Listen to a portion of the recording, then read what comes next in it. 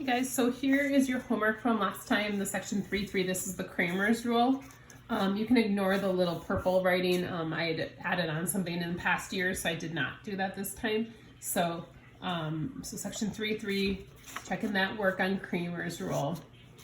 Again, if that was a struggle for you and I didn't get back to you via email, I definitely will be back Wednesday, so we'll be back in touch with you guys then. So check that work and then we'll get started on our new notes here today. So today we're learning how to do a determinant of a 4x4 matrix. So this doesn't come up super often, but I thought it'd be interesting to do in case you end up doing something more with matrices further in your math career. And I didn't want you not to know how to do one for a 3x3. They're not that complicated, so I thought it'd be good for us to do that.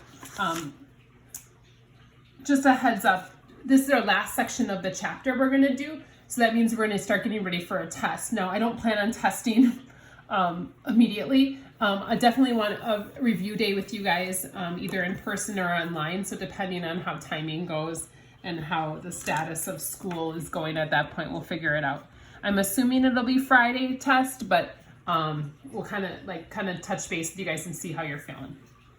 So just a reminder in our warm-up here, finding the determinant of a 2x2, you do downhill minus uphill. This is negative 12 minus 5, so this would be a negative 17 for my determinant. Now, we learned last class you can only find the determinant of square matrices.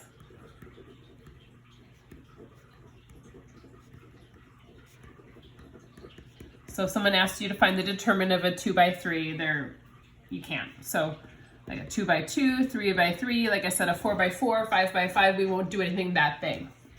So third order determinant is for a 3x3 matrix.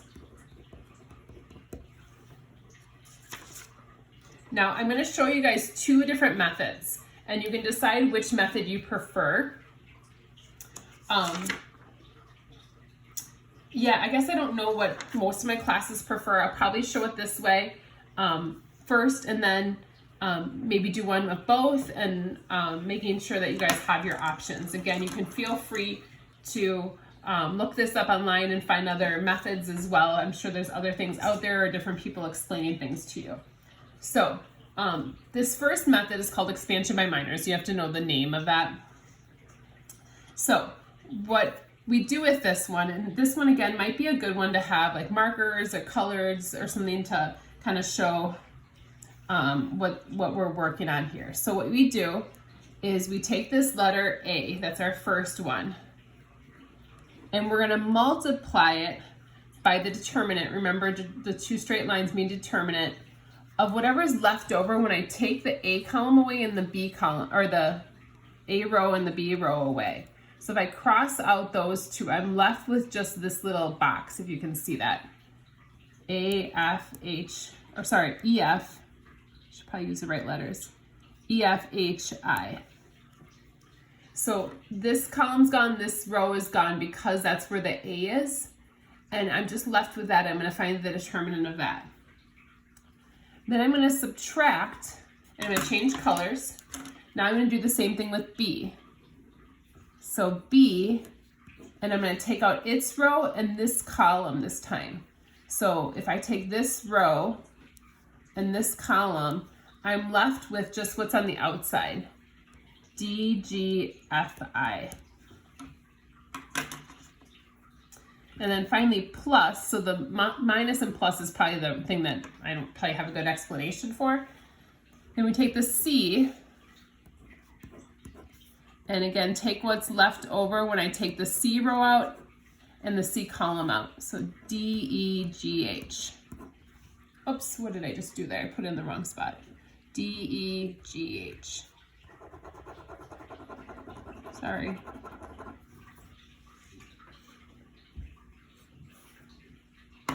So I'll show you guys how this looks then with this problem. I'm going to use a pencil and I'll probably do some erasing.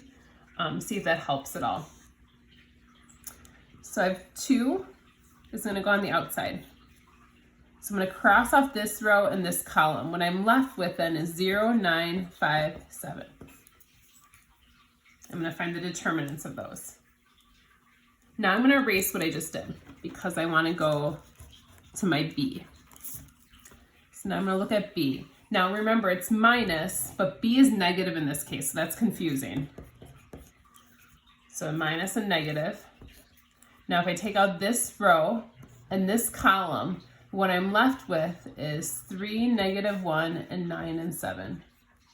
So again, I take out whatever the row and column is that goes with that. And then plus C, which is 1.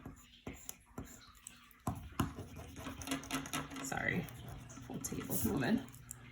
So take out this row and this column. So I'm left with 3, 0, -1, 5. So now what I'm going to do is find all the determinants. So I'm going to look at just this part right now. I'm not going to worry about the number in front. So this is not scalar multiplication. So ignore the 2 right now. We're going to do determinant first. So downhill minus uphill. I'm going to change this to a +4 if that's okay. Downhill minus uphill. Downhill minus uphill. So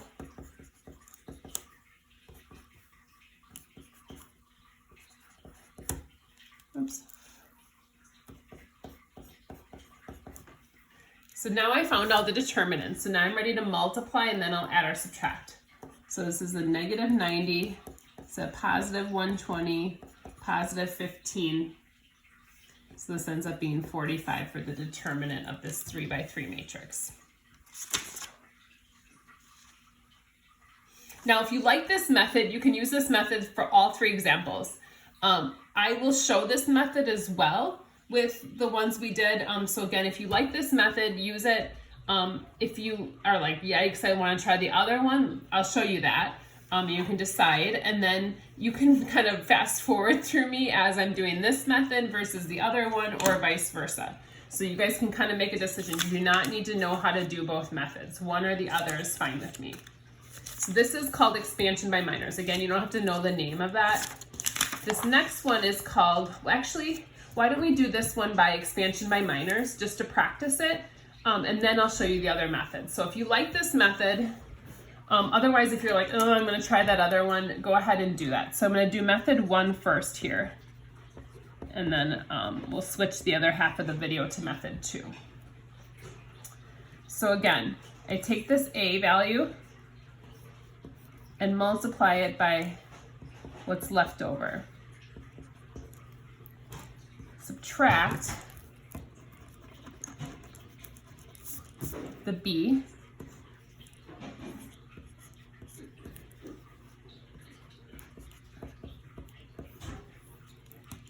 and then finally add the C, but the C is negative, so plus a -3.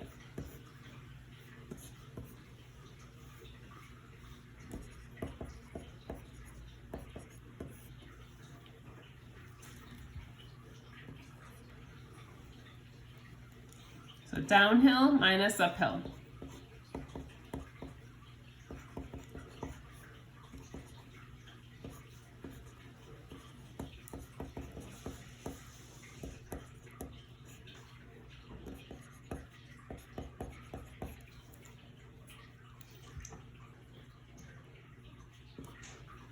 This is 1 times 1, sorry, -1.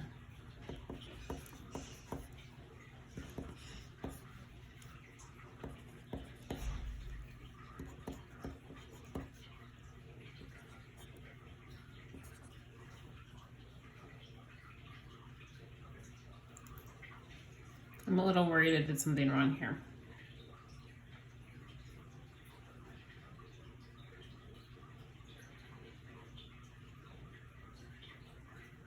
Oh, this is 14. Here it is.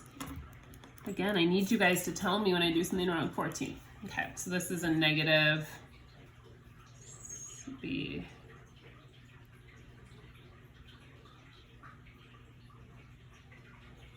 -111. This one right? 4. Yeah, that looks good. All right, so that's method 1. So again, if you like that method and you want to do it down here, I'll do that in a second. This one is probably less like writing out maybe, so you can decide if you prefer that method. So this is our second method, and this is using diagonals. And I debated showing you more than one method, but I decided to, so hopefully that's not gonna backfire for me. I'm gonna pause the video and start a new one.